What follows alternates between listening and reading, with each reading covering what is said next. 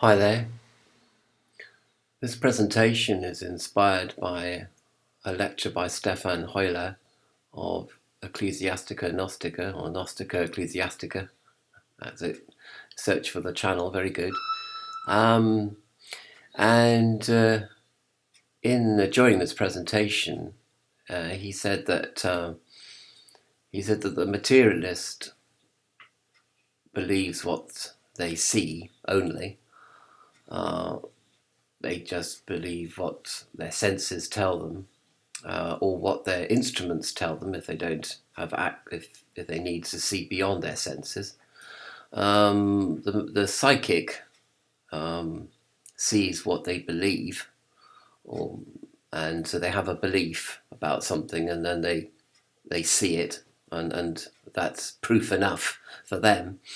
But the spiritual person has insight, and what they perceive or experience transcends belief, is beyond belief, but is not unbelievable.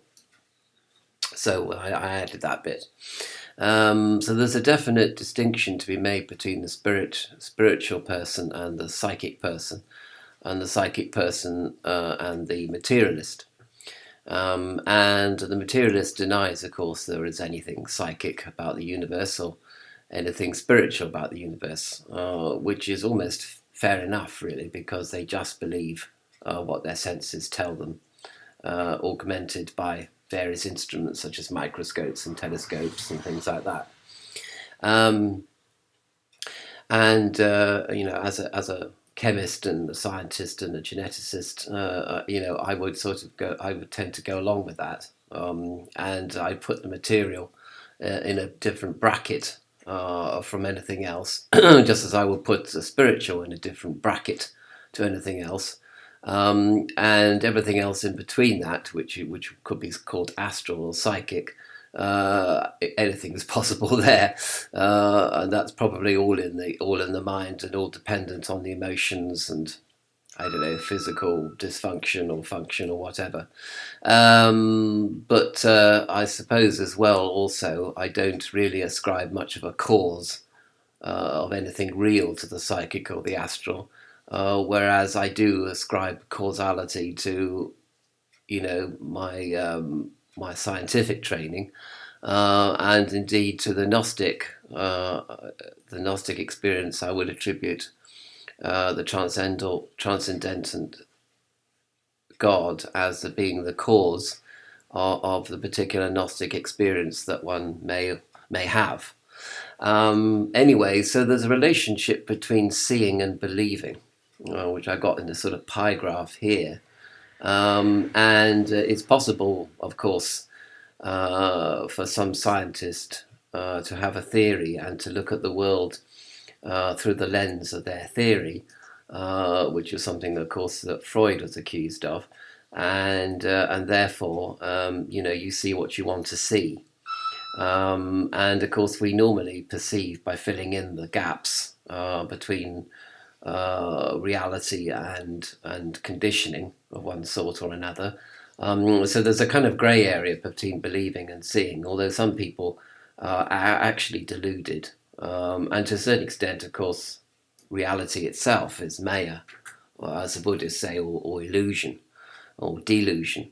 And perhaps there's a difference between illusion and delusion, because delusion is where you really have to see something as you believe it is, because it's to do with being a good American or being a good person, whereas illusion is a kind of natural, innocent, beguiling. Nature is beguiling in an innocent sort of way, and we are taken in every time, and we are distracted every time by what we perceive or what we think we perceive. So, granted, there is a grey area between seeing and believing, but that's not. But then, when I was thinking about this, I also then thought about the movie called The Master, and in this film, The Master has a story about the person in the boat, and they're going round the corner of a river, and they don't know what's up ahead, and they sort of have to they're continuing to go on their journey, even though they don't know what's around the corner. And they are quite, open to experiencing anything that they might experience around the corner. So we have 4 different scenarios of this boat. If you imagine a boat and the river, this is the river, the turn of the river, and this is a boat here, this little square thing here.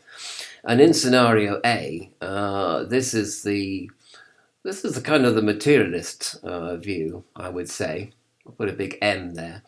And this is where the materialist in the boat, which is also you and me, is quite prepared and willing and able to go around the corner and be open to any experience that they may find around the corner.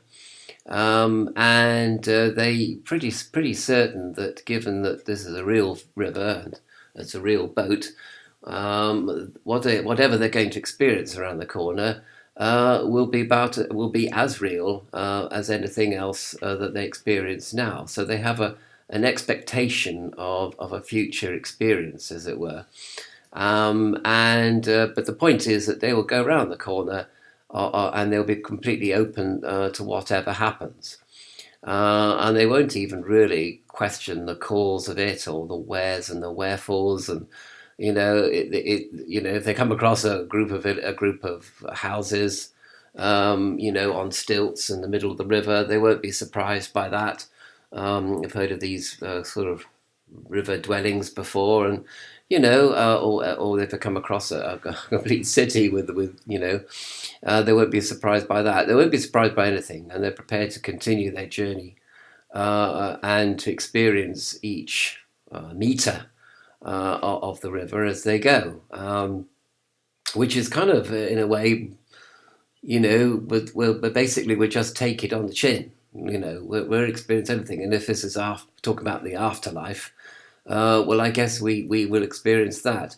And it's a sort of inevitability about experience as well, because there's not much you can do about it. I mean, if you're on this journey, if you're going around the corner, if you go around the bend in the river and you can't see what's around the bend, you pretty much will have to really take whatever you do experience eventually on a sort of take it or leave it basis, really. I mean, there's nothing much you can do about it unless you sort of shut your eyes or put a bag over your head whilst you're going around the corner. And then you won't see anything, but perhaps you could hear things or touch things or feel things, or feel the difference in air or whatever, air quality. I don't know. Or if you were blind, then you'd be dependent on hearing as you went around the corner. So basically, it's all well and good. We all know about this. This is fine. And you really will, all other things considered, you will believe what you see when you go around the corner. You don't have really much choice in the matter. I will say, however, that what you may experience as you go around the corner will be something which is really quite unbelievable, in quotation marks. I mean, I remember when I went to the tomb of Ramesses II in the Valley of the Kings in Egypt. And I mean, I had heard about the hieroglyphs and I'd seen them in photographs, but nothing actually prepared me for the actual experience of these hieroglyphs, which are about a meter high, and make such an impression on your mind that you dream about them at night. Nothing prepared me for seeing the outer sarcophagus of Tutankhamun, solid gold. I mean, it was unbelievable, something beyond my imagination. And yet there I was experiencing something which I couldn't have imagined, and which I actually had maybe a distorted view of from the photographs and the descriptions that I read in books. I mean, nothing can actually prepare you for the actual experience of ancient Egypt when you actually go to the Cairo Museum and see it for yourself. Quite an unbelievable. And then you kind of think, well, how did they do that, or whatever? Or maybe you don't even think, how did they do that? You just accept what you're experiencing in a sort of phenomenological manner. It is what it is, kind of thing, and amazing.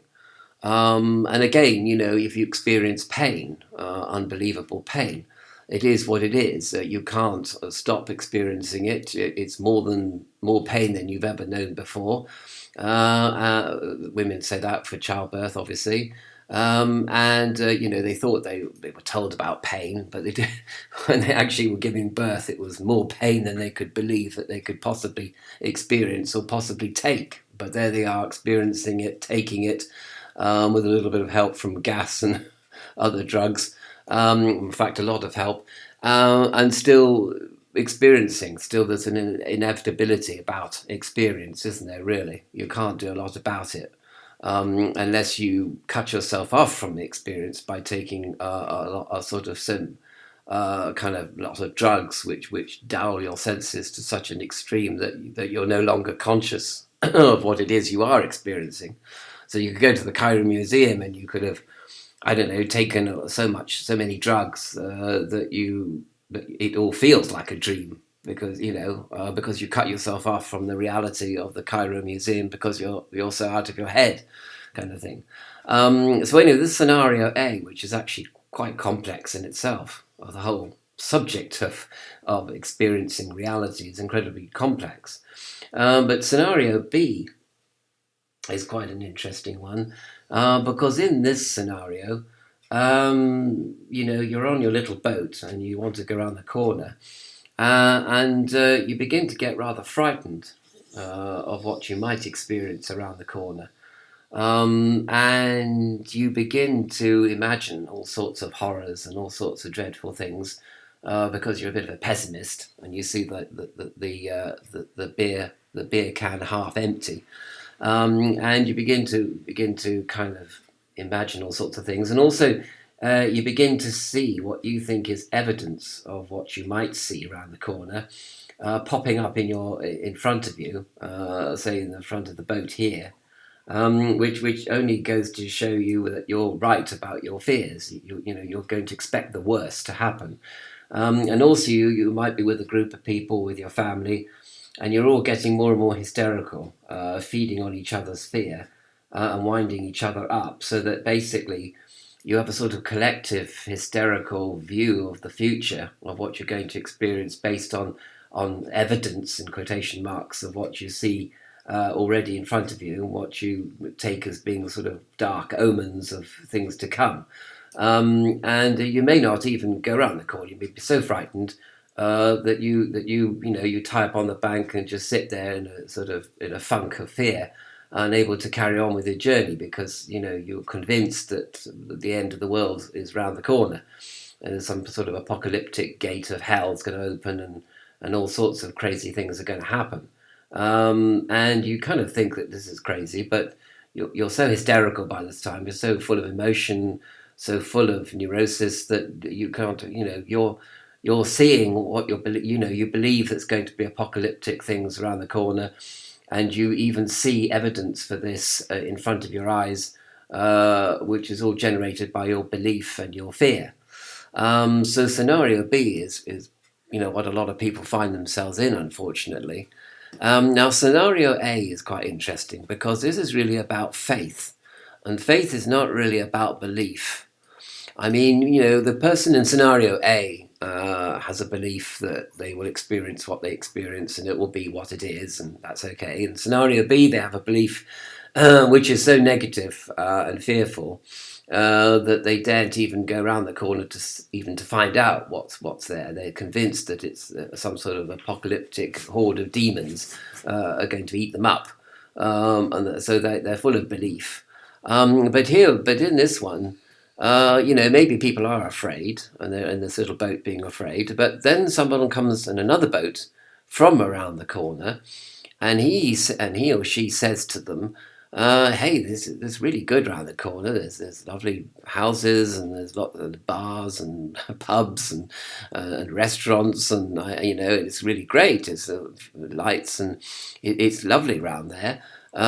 You should really come. It's nothing to fear around there. It's really, really great. So basically, it comes down to, when you confront the messenger, the question is where you trust. Do you trust the messenger? or you find a book which tells you what's around the corner. Do you believe the book? Is the book coming from some trustworthy source? So faith actually is a funny word because really it means trust. Do you trust the messenger? Do you trust the guidebook, as it were, to tell you what's around the corner?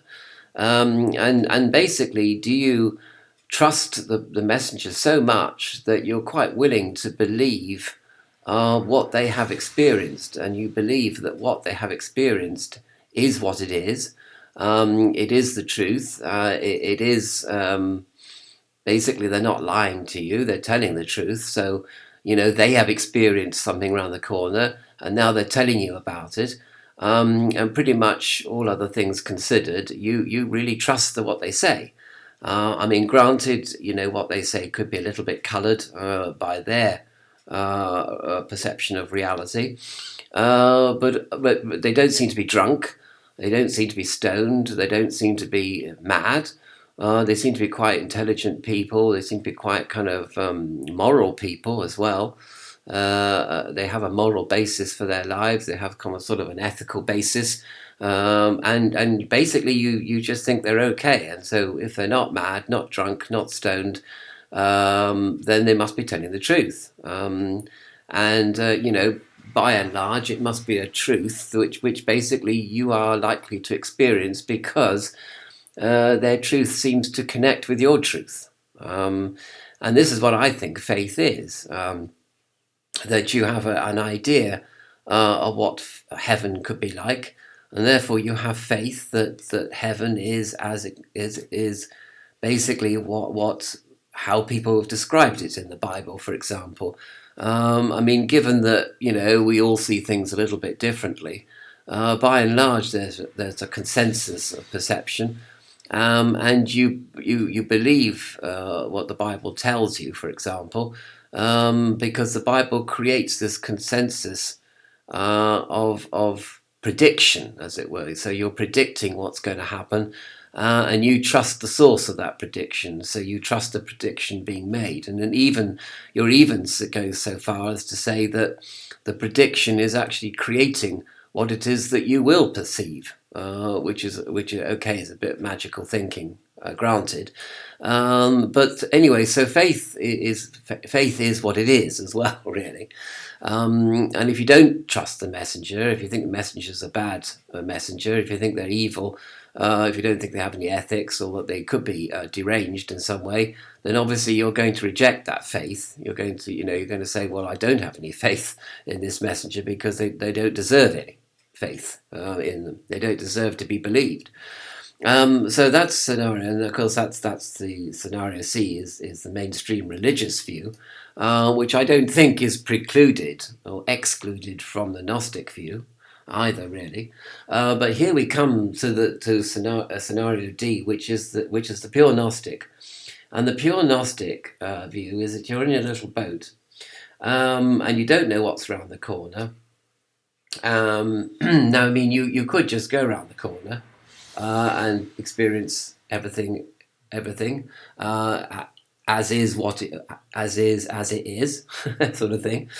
But instead of that, because people are saying, "Oh, we don't know what's around the corner," we're a bit frightened, and we don't want to go around the corner, and we don't have a messenger or anything. We don't have anybody telling us what's around the corner. And you could be a bit nervous yourself, really. So what you do is you go into meditation, you go into introspection, you go into a very quiet place, into the silence of your mind. And it could be one of two things. One, it could be that you do have a messenger come to you on the inner, and that messenger you trust. And from that faith and trust, you believe you know what's around the corner, and you'll happily follow the guide or the messenger who becomes your guide around the corner, and all is well. Or the second thing is that you could have an inner experience. And the thing about this inner experience is aligned to or vibrates with the experience of what it is that you will experience around the corner of the river. So you don't know what's around the corner, but you go into yourself and you tune in to a part of yourself which actually not just reflects what's around the corner, but actually is round the corner. So, for example, if round the corner of the river there is a temple, okay, an old golden temple, you experience a golden temple within yourself, and that actually tells you what it is you're going to actually experience. In fact, the experience on the inner is almost as if you had gone round the corner of the river. So it's so real. The experience of this inner temple is so real that it might as well be round the corner. You know, it's as if you have travelled round the corner of the river, and you've experienced this golden temple, and yet here you are, having not gone round the corner of the river, experiencing the reality of the golden temple. You know, and this would be an incredibly powerful experience, arising from silence and arising from your inner reality. And your inner reality actually, it seems, corresponds to the reality that is yet to come. Now, you could argue that this experience of this golden temple within is sort of like a messenger, really, because you have trust and faith in your ability to go in your ability to go in on the inner, as it were, and experience something, and that is kind of like a messenger. So you sort of have faith that whatever you find on the inner can be trusted. But it's actually more than that. Gnosis is even more than that. It's even more radical, because the claim is that you don't actually have any trust in yourself on the inner.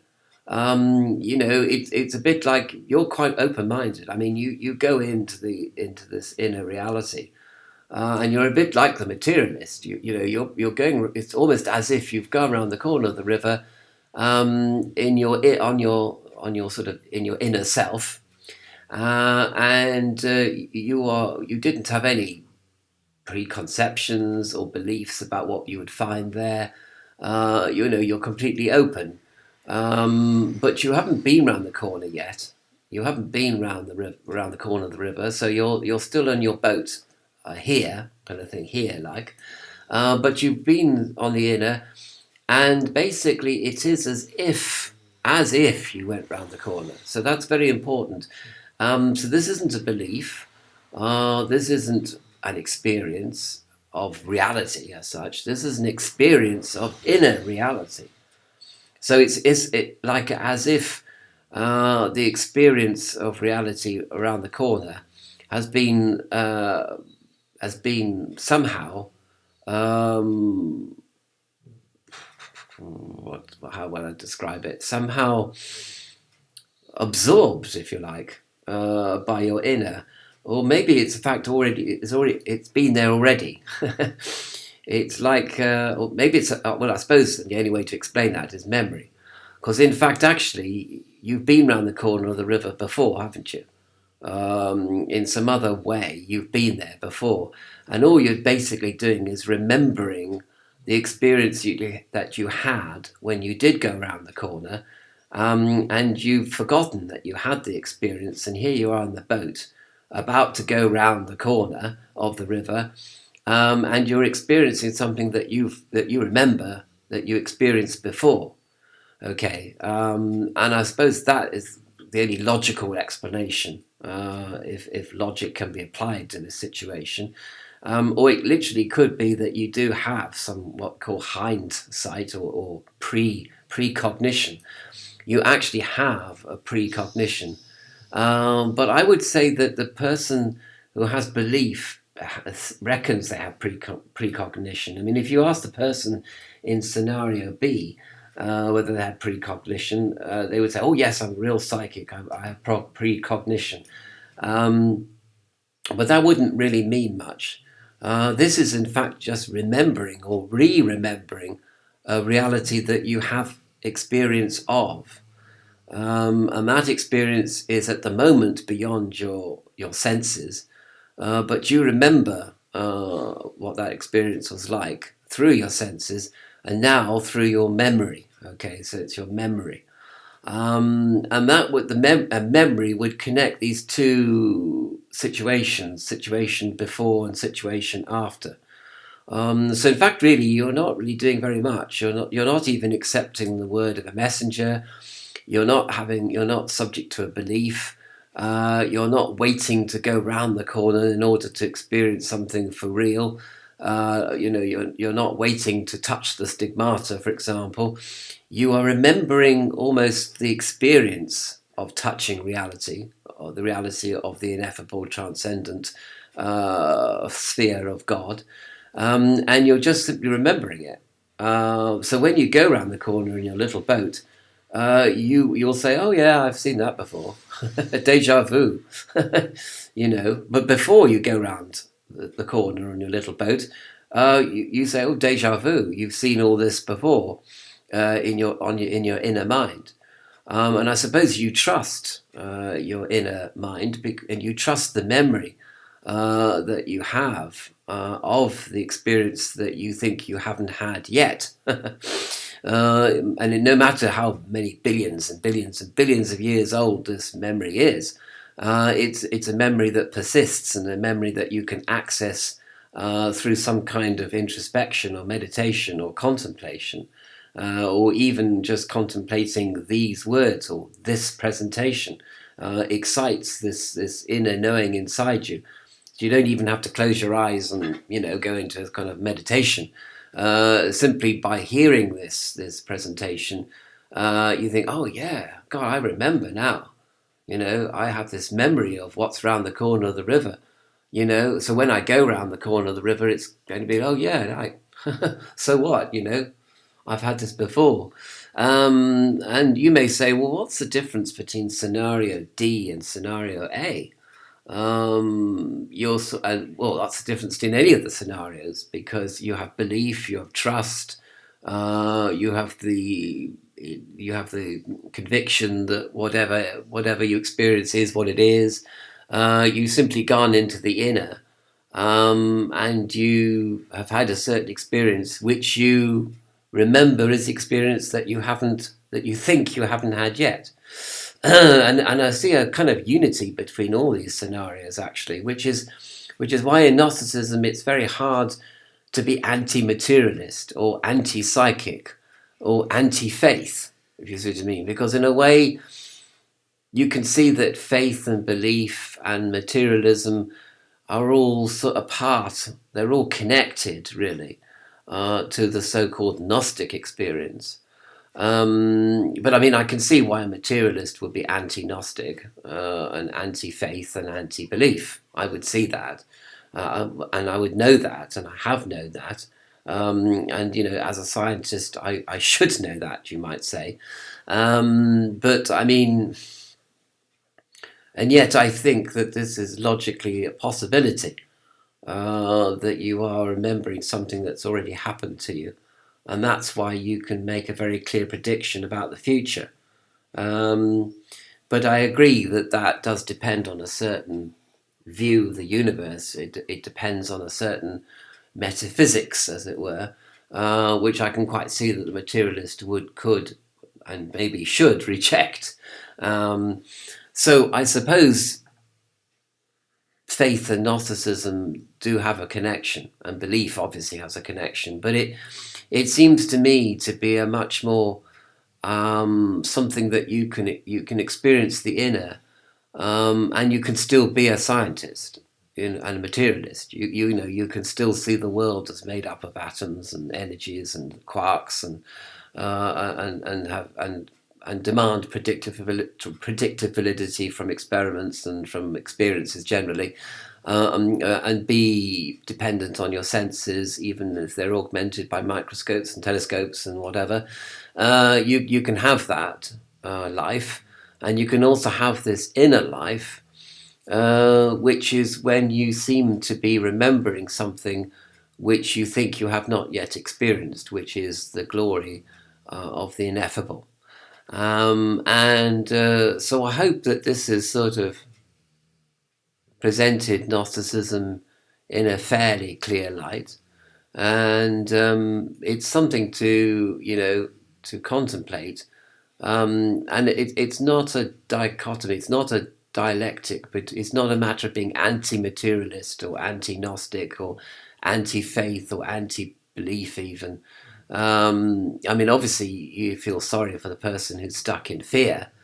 That they that they are they're looking at shadows and predicting some sort of terrible thing that's going to happen to them. Um, my suggestion to the people in scenario B is that they just proceed around the corner, just to see what happens. I mean, it can't be worse than their fear. And if it is worse than their fear, well, it is what it is. It's like you could have fear of giving birth because of the pain, and indeed the pain is as bad or even worse than you predicted. But you are giving birth to this baby. It is what it is.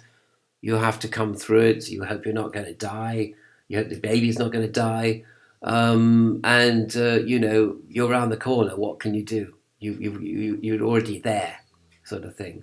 But in Gnosticism, we're not talking about pain. We're not talking about apocalypse. We're not talking about you know things that might be seen or might not be seen. We're not talking about predictive validity. We are, in a way, transcending belief and going into beyond belief on one hand, because, and as a result of, seeing on the inner. And if that makes any sense to you, then I would suggest that you are Gnostic in your view of existence.